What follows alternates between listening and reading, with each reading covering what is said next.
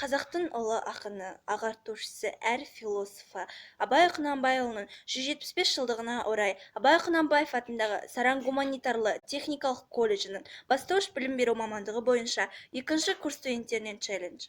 Өлсем мұрным қара жерсіз болмай ма? Өлсем мұрным қара жерсіз болмай ма? Өткір тіл бір ұялшақ қыз болмай ма? Махаббат ғадауатпен майдандасқан қайран менің жүрегім мұз болмай ма? Амалсыз тағдыр бір күн кез болмай ма? Біреуге жай, біреуге тез болмай ма? Асау жүрек аяғын жалыс басқан жерін тауып, артқыға сөз болмай ма? Сонда жауап бере алмай мен бейшара. Сіздерге еркін тиер байқап қара. Екі күймек бір жанға әділет пе? Қаны қара бір жанмын, жаны жара.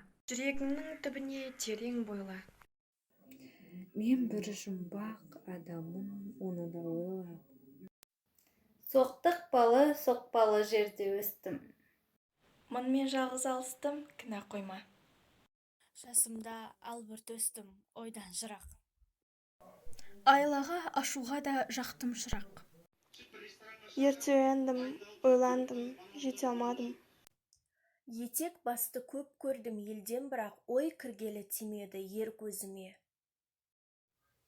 Сандалма мен күн кешкен түспезіме, өздеріме ерік бермей жұрт қор етті. Сен есірке тыныш ұйықтап бақ сөзіме, ішім толған ұммен өрт сыртым дүрдей. Мен келмеске кетермін түк өндірмей. Өлең шіркін, өсекші жұртқа жаяр, сырымды тоқтатайын айта бермей. Бұл челленджді БМ 918 тобы МД 918 тобына жолдаймыз.